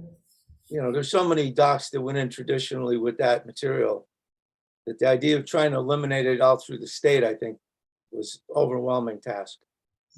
I see, yeah. Yeah, and, you know, and I think that it's probably viewed as more of an aesthetic problem than a environmental problem to inland waters. You know, once all of these microplastics get out into the ocean, there are environmental issues there, but for the freshwater environments the DEP regulates, it's hard to say that, well, you're increasing, you know, this chemical having this impact. It's more people being concerned with all of these bits of styrofoam, which aren't good for the environment, but there's not much of an incentive for a legislature to tell all of the people in the state who have blue styrofoam floats that you can't continue to do it. It's much easier to ask businesses who serve coffee in styrofoam packaging to not do it, but once you're impacting people at that retail level, it's a really tough sell, I think, to expect it to be handled at the state level. But it that's just my sounds take like on it. it's being handled, I mean, she said it's not even available anymore, so Yeah. at some point, it's been shut off at some point, hasn't it? Or is that just, You mean, was it by Yeah. law that they're not making it, or, So in I town, there's- I don't know. I don't know. If it's by law or just it's become obvious that it's no longer, it's not that the stuff is any cheaper, it's the same price. Or even more expensive. Or even here. more. So I don't know why that that's- is. Yeah. Yeah, they even just be a matter of economics. So, It Susan, seems, what about those 20-some unencapsulated docks that came into Norton? What was that about? Well, that was the count that Dale Doherty did between Maguntacook and Norton in Lincolnville waters. There are still 27 unencapsulated foam docks or floats. None of those are new. Those are just ones that have been here. Yes, Okay. yes. That's reduced, that's an improvement from where you all started a number of years ago. But there are still, I guess we had a sense this is kind of the hardcore, they're not making any change until they have to, until the dock falls apart or something. So that's a concern for me, and that's the reason I, raised the question at the Board of Selectmen when I just happened to be there and they were discussing the contract with Lake City. I raised that question because we had discussed it. Right. Do you know how many of those 27 are on Norton versus McGonagall? Yes, I just have the numbers here, and in 2018, Norton had 45 unencapsulated floats or docks. And this year, they had 16. So it went from 45 to 16, or a reduction of 64%. Maguntacook had 25 in 2018, and it's now gone to 11. So that's in the face of the ordinance, and they've reduced theirs by 56%, but we would assume that they wouldn't have any next year if enforcement of the ordinance was effective. But Norton's actually done better than Maguntacook, and Maguntacook has I don't had know. the ordinance. So Well, does But isn't McGonagall, that, is that Lincolnville, Maguntacook? That's just that's Lincolnville. just, oh, that's right. Thank you. Yeah. Thank you. Yeah, Right. so it's a But, smaller yeah, area. yeah. But I guess there's been a lot more information going on in Maguntacook, but it only applies, you're right, not to Hope. Yeah. Good, that's a really good point. Yeah. So I think that was just Lincolnville waters he was talking about. And overall, for all of the Lincolnville waters, it's gone from 93 to 37 for a 60% reduction. That's terrific. So Norton's done even better than the average for all of the ponds. So we've made some really good progress, I Yeah. think, with, so the message is be patient. well, I guess that's our question. I think that the select board would be receptive to any kind of recommendation we might want to make as next steps, and whether we want to sort of continue this education approach, and if so, do we want to have another mailing go out? Or I really like this idea of targeting things, so if you Yeah. get the dock company to hand these things to their customers, I think Send that's them in gonna the mail. that's gonna have an impact. What do you think, Gary? Do you think we should have an ordinance? I think an ordinance is a very tough measure in these times in a town like Lincolnville. You know, to the extent that we're down to a few, the question is, do we have those few? Because people truly can't afford $10,000, and I think that that was the price that we were quoted for a dog. Depends how big it is. And it would truly be a hardship. And almost anything now that comes up in a town meeting these days where you have a town regulating something, it's viewed as overreach, you know, governmental overreach. And it ends up. Well, it's expensive to turning- monitor it and enforce it. Yeah, and that's the thing, that it would be very expensive to monitor. Would you be able to enforce it? Mhm. What would come out of that? So if this can be managed through a way other than an ordinance, I think that that's a better deal. The other thing for a Lakes and Ponds committee like ours, I really would like to be able to focus on the issues that are truly significant from an environmental standpoint or a public health standpoint.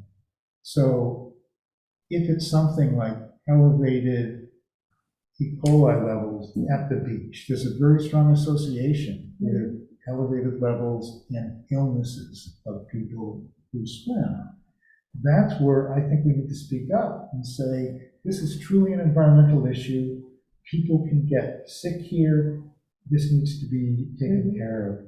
But on something like styrofoam, that, yeah, it'd be nice to reduce our measure of plastic that's going into the ocean, but it's primarily an aesthetic issue for people around lakes. Is that something Well, it's that you certainly really bad want for to the push as an animals. ordinance? It is What bad about, for the what about animals. all the animals that eat it? Yeah, and the fish. And Well, It no, gets I'm inside saying them. that once it gets into the ocean, all of this stuff together adds up to something. The question is, how much of that is happening here in a way that's detrimental to animals in our lake? Well, we they haven't are seen a arrested. mass Yeah. killing of. But regardless, it seems like, the trend is in the right direction. The Lake City support, there's lots of pressure and education. And it doesn't seem, though, as you say, in the rural town that we can really legislate that somebody has to spend a whole bunch of money just to replace their styrofoam. And then hire somebody to enforce it. Yeah, and hire somebody and all that, and the cost of it. And the lifetime of a float, my experience, is not that long. I mean, 10 years or so, and you've got to rebuild the things. If it's an older wooden one, these that I imagine that have they're not the new shiny aluminum ones that go in. So we're looking at a period of sundown here of, and maybe we've got to live with it for another 6 years. I don't know, but it seems okay to me.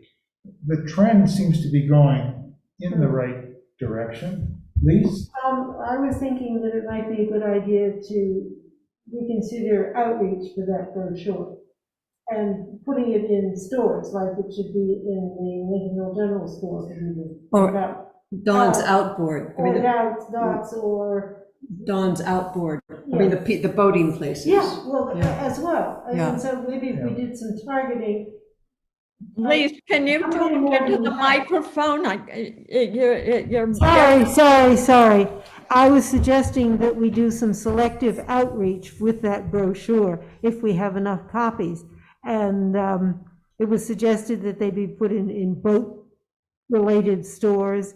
It could be in the Lincolnville General Store, Drake's, get it out and about again. So that we're not just doing nothing, but we're doing something to push it along. Give some to the lake warden. Hand out. Getting it out again sounds like the next step again, if we're gonna do educational, but I do want to make a comment about Pitcher Pond. Our numbers have really gone down for unencapsulated, as you see in this latest survey.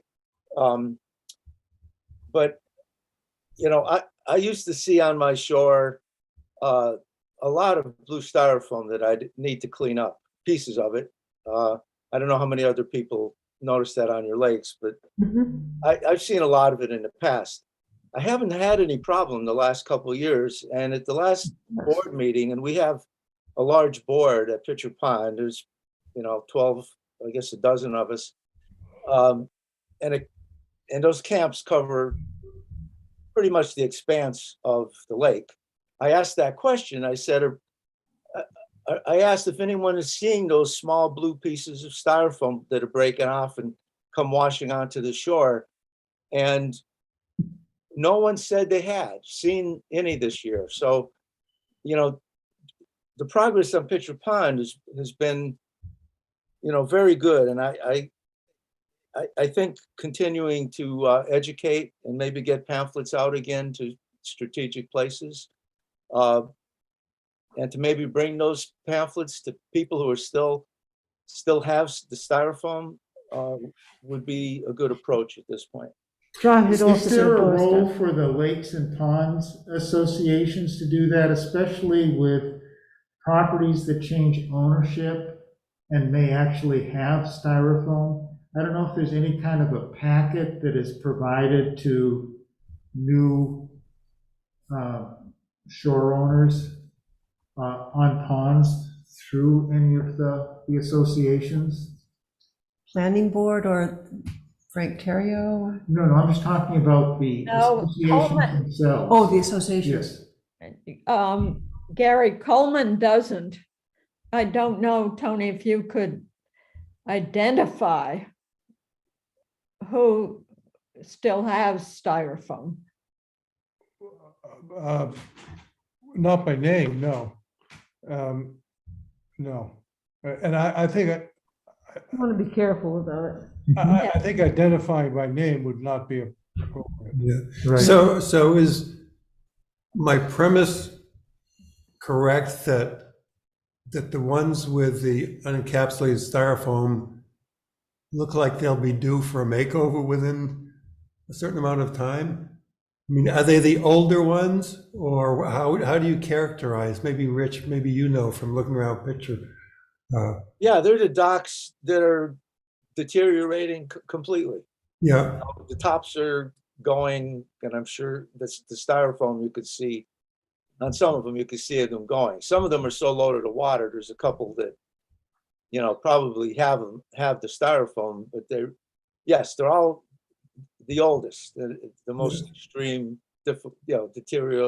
deteriorating shape. Yes. yeah. So it is just a matter of That's time, also the hopefully. case on Coleman Pond. It appears to be the least cared for docks and floats, but those are also the same ones who are the least likely to upgrade. Right, until they have to do something, until it sinks. The critical thing is to be sure that when an upgrade occurs, that it actually is an upgrade, not a cheap replacement. That it's. Well, it's hard to find, apparently, the unencapsulated these days. You can't buy it. No, but Unless you get someone else's. No, but I think you could use, there are probably some substitutes, bait barrels and steel drums. Make your own. I don't know what, but I feel like we need that this committee, one thing this committee could do is to just express concern to the select board. It's not an ordinance. It's not something that is enforced or can be enforced, but it just, it says, we don't know what to do, but we're worried because there is a consequence. It's not the most consequential issue that we face, but it is not without importance. Agreed. I agree. And you say that that we're not seeing as much blue styrofoam, little pieces of it around the lakes, but then where has it gone? The color has disappeared, and it's, doesn't have any color. It's gone into animals' stomachs. Yes, Well, and I think in you some still cases see it. where it has been dragged up on shore by the 75% of the population that doesn't use Lake City. Lake City, that Right. that styrofoam sits on shore and is accessible to Muskrats. muskrats in the winter. Some may be hibernating and some may be inactive, but there's still plenty of things that nibble on it during the winter. So, And those small pieces, Lise, you'd see them even if they were a different color on your shoreline. I know, it's just that, my point was more that the fact that they've disappeared and we're not seeing as many, is not particularly calming to me, because I wonder, well, where have they gone? And I Well- see them in people's stomachs. So my concern is that most of them will probably float out to the ocean. We're really close to the ocean here, Mhm. Yes, and it That's stays true. right on the top. That's and true. it Adding to contributes the to this debris. global issue, but it's probably a pretty small percentage of the plastics that get into the ocean, but things have to start with lots and lots of small sources. So it's important from that perspective to take things in this direction, to get these messages out there. I'm so glad that people can't build new ones out of this stuff. Yeah, that is, Because this is a problem that's going to cure itself Yes. in time. And the question is how much effort do we want to take to try to accelerate that? Yeah. And I think what we're hearing, I think, is that doing more education, and particularly targeted education, if we can figure out ways to do it, is a good thing to do. You know, maybe another mass mailing from the select board, celebrating how much progress we've made since they sent out the first one, and urging all lakefront owners to continue. And to spread the word. With this. to spread the word to And their spread neighbors the and word. friends. That's a good idea, Gary. That's a good So idea. that's something that would probably cost about, I think the first time around, it cost about $300, $400 or something like that to have things printed and to have things mailed. So that could be a recommendation. Mhm. I think we've kind of primed the pump on some ideas like this, and maybe at our next meeting, we can talk about what some of these options are and see if there's a particular one that we would want to recommend to the select board. And I think that it might even be worth talking about, say, an ordinance, and here are the pros of an ordinance, and here are the cons of an ordinance. Continuing education, maybe not quite as effective as an ordinance, but there are other pros that go with it. And then if we have a feeling that we have a majority of us that would support, we could let them know what our recommendation is, and then put it in their laps, but not just say, we have a continuing concern, figure it out. I think we have to kind of figure it out for them, let them know what the options are, so that they can choose. Because we're having enough trouble ourselves in terms of saying, okay, what Well, specifically nobody's do we want to do? Screaming and yelling for an So ordinance. just going to the select board and saying, we have a continuing concern, we wanted you to know that. Well, I know it's late, but I would like to point out that now is the time people are hauling their dogs out. This is the season. I don't hear anyone calling for an ordinance at this point. We can take some to Drake's and Dawn's outdoor. I would like to do that. And I think that would be a good target. What I hear from the select board is they got the numbers from us, and they saw the good news is the reduction, and we haven't really impressed upon them the bad news, which is the hardcore that is going to be deteriorating. So do we really have to wait another month? Or aren't we somewhat, we've talked about this for a long time. Can we have a motion of some sort? I think our message should be that we've done our due diligence. Is there an alternative to what our current plan? And is there a way we could speed up the transition to the conversion? And the answer is not really. So as a committee, we just have to keep the pressure up, keep the publicity up, keep the information flowing, and just get the rest of them, Well, do we want to ask them to do a town mailing of these? or to shore owners, shore properties? Yes, I would say I yes. think yes. Yeah. It'll be cheaper than an ordinance, because then you have to involve the attorney. Yeah, Yeah, and have to have special meetings, town meetings. Well, I think that But if the we do let- that, we probably need to develop some cost estimates.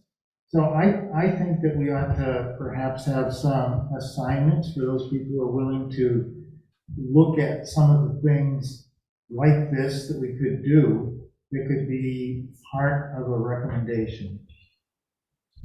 I don't think there's terrible urgency between now and next month, because we're not going to affect anything that's happening this fall anyway. No. But maybe we could affect something for the spring, Right. for new things going. But I think that the going in. letter really should stress that people talk to their neighbors and to their friends and, do outreach on behalf of the lakes and ponds So, on this subject. It's not enough just to send the damn brochure and, it goes into the trash, but asking them to get involved in public education. so I would feel most comfortable if we were prepared going to them. And that's really Mhm. worked for us in working with them on things like the solar project.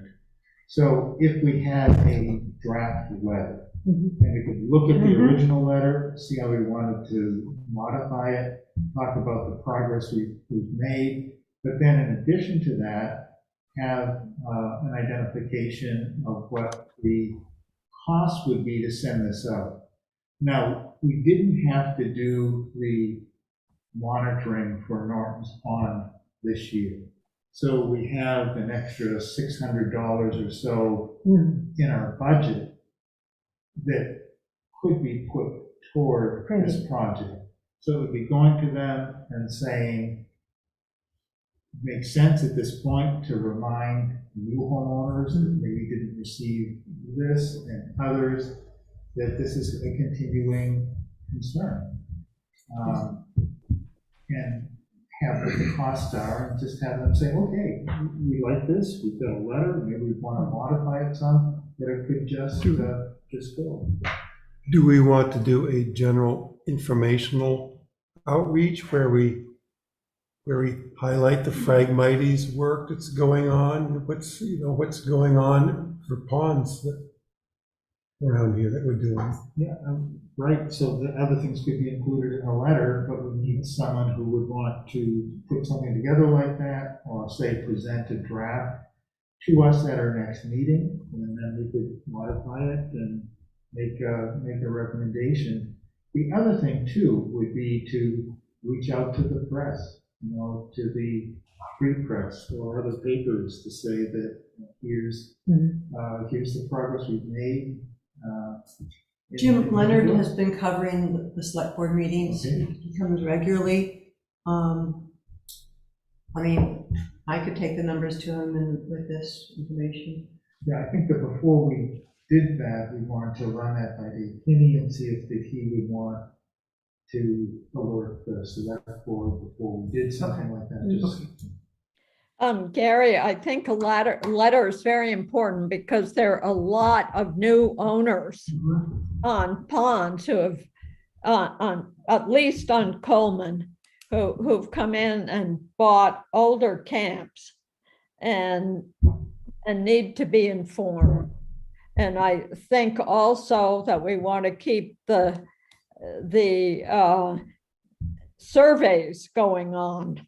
But I think a general informational thing about what the Lakes and Ponds Committee has been doing, the water testing that we do, the monitoring, the Phragmites project, and roll it into a big ball and But the focus should be on I don't think. polystyrene. well, no, that's just one part of what we're doing. So I think It it is one should be. part of what we're doing, but we're having a conversation now about the polystyrene issue and how to get it out into the public again. And I think And I'm you saying can have a if- minor on what the lakes and ponds if you really want to, but I would focus it on the Valley Side. When you say My- letter, are you talking about letter to the shoreland owners? Or to Right. the select board? No, this would be a letter for the select board Select board. to sign Okay, that would go out to the 400 or so I see what you're saying, okay. people who own property that abuts the lake. Okay. They can do a poll of that, and then it could be sent out. And you think it should come from the select board rather than the committee? I think it should come from the select board, because I think it just Mhm. has a lot more I see. force that way. Yeah. You know, and there is some value to saying that we really enjoy very clean lakes and ponds here in Lincolnville, and we want to keep it that way. And we could talk about the work that we're doing with invasive species, the tours, and to say it's really important to not bring your boat without it being inspected into the lake. And I've always wanted to come up with a number of what percent of the property tax base for the town of Lincolnville is associated with lake shore owners. It's really important to maintain that quality. Well, the people And for who the use it, I landowners mean, not just the themselves people who are on it. also want to maintain their property values. So there could be that kind of thing. So it's not just this issue, but, several issues that are really important. Maintaining the shoreland buffers is just so important to keeping phosphorus out of the water. And with a warming climate, we're seeing more algal blooms all over, and we may be seeing less water quality. So there is some beauty to doing something more broadly about what we're doing and what the select board cares about. But that's a bigger thing. I don't think we're going to be able to generate that in before our next meeting. But what it takes is someone on this committee who's willing to step up and say, okay, I'll put together a draft that can be circulated at our next meeting, and other people can add to it with maybe an outline or something. And over a 2 or 3 or 4 month process, we could come up, I think, with a good quality letter that the select board looking at it would say, hey, yeah, that's something I want to sign. That I'm not going to take a lot of flack from people in town for doing this. This is important to the town, it's important to our property base, it's important to having a quality environment. And if we do it right, it might Well, work. I'll take a crack at the draft, but Yay. not if it's gonna be a huge Megillah of a letter about everything. Well, But just but you focus in could on base that. it, you could pick up the annual report, use your copy of the annual report, that Gary listed all those things, you already have it all in one place. Yeah. That would be a good basis, and But, it wouldn't hurt just mentioning that these are, which we're concerned about the overall Oh, quality sure, of the sure, waters that's not a and the problem, but if we're lands. gonna go do a laundry list, not. Yeah, so I think if But I'll do a if first you could draft and- focus on this sure. issue, if you could focus Yeah, on this good, issue, that would be fine, great. that's all And right. then we can decide Okay. about whether someone else wants to hang more onto this Christmas Right. tree. But we could do that. I had a boss who was really good, I thought, in terms of how he managed.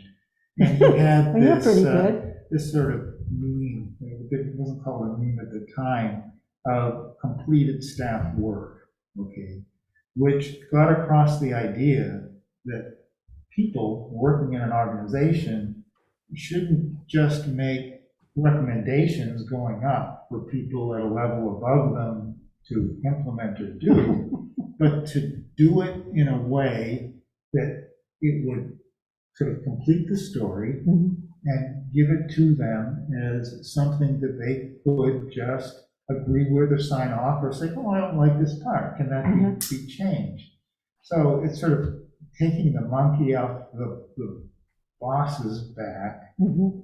but coming up with something that they can use that will meet their needs too, and to think about what their needs are in developing something like that.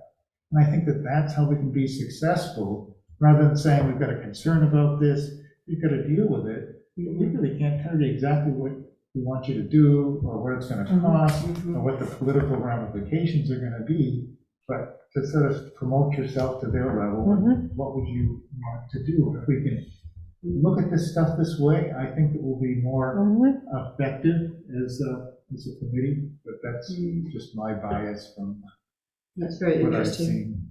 When this went out before, did it go just to the pond people and lake people, or did it go to the whole of Lincolnville? No, they did a poll of the So they property did a tax records selective to mailing, people. okay, Yes. good. I'm not sure I got one, but. Right in the trash.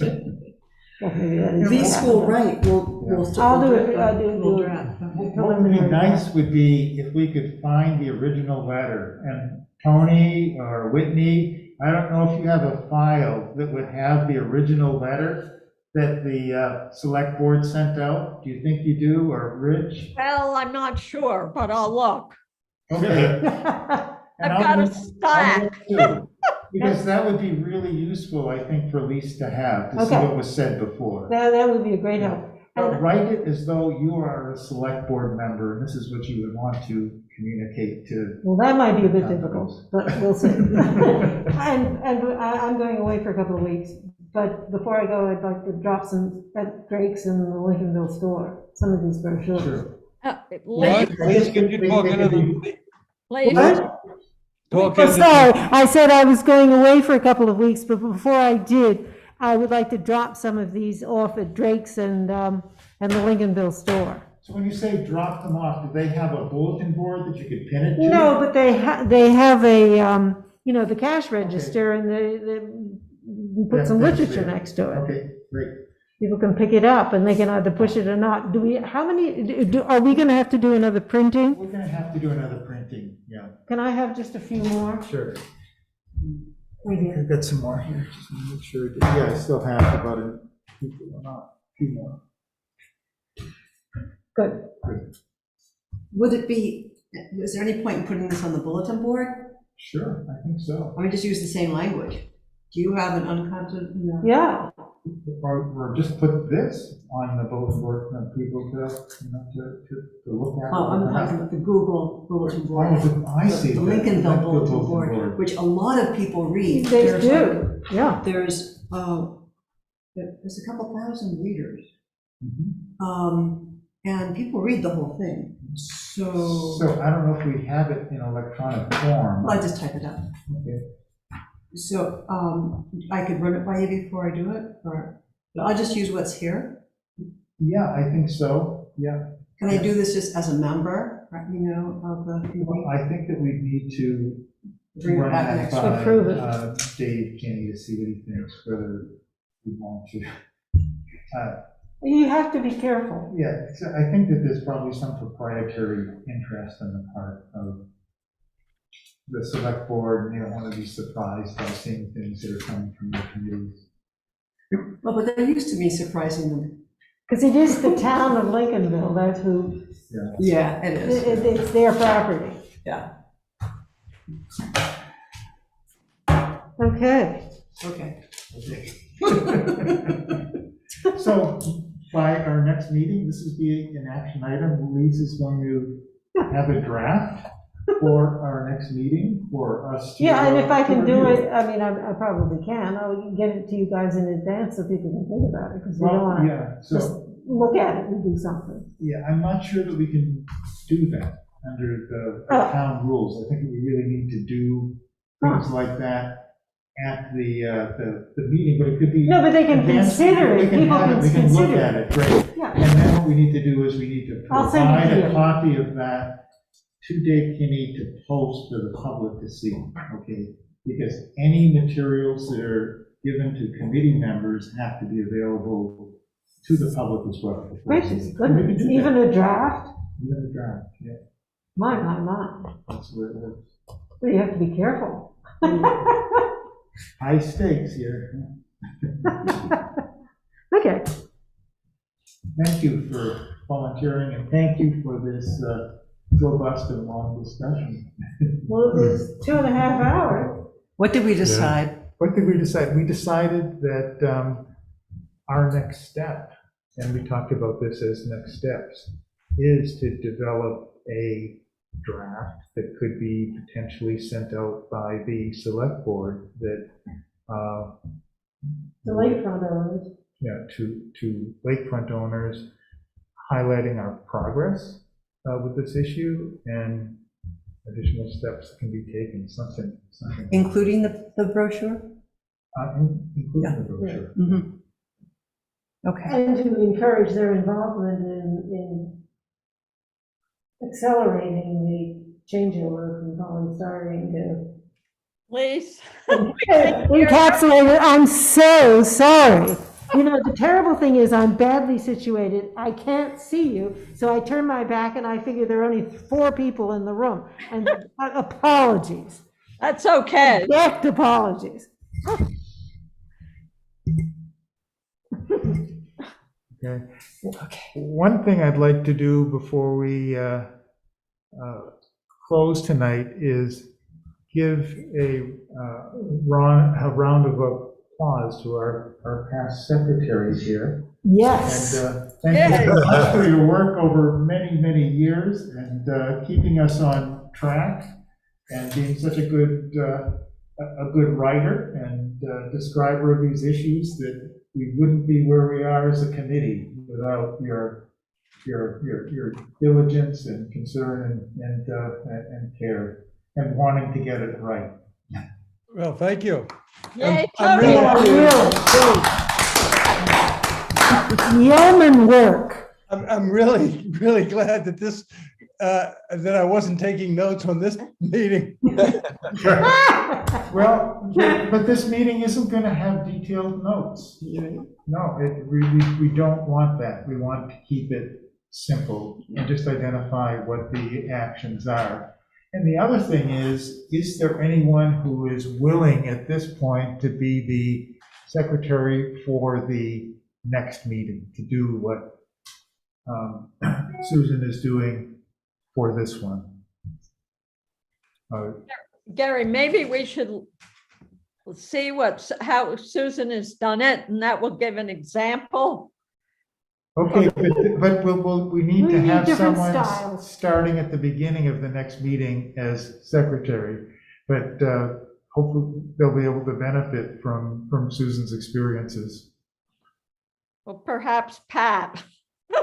Perhaps Pat. Why? Because she's not here. That's usually how it works, yeah. Okay, we'll figure it out at the next meeting. I think we should There. just go round and round and accept the president and the past secretary and just go round and round by the time. Sounds good. Okay, thank you all. Oh. Thank you for Bye. joining us. Bye. Thanks, Tony. Take care. And thanks, Jay, for getting it to work. Yeah, it was really good, Jen. Sort of. Thank you. Sort I of. mean, the clarity, except that I couldn't speak into the mic. You're so muffled, it's, that doesn't, oh, yeah, no.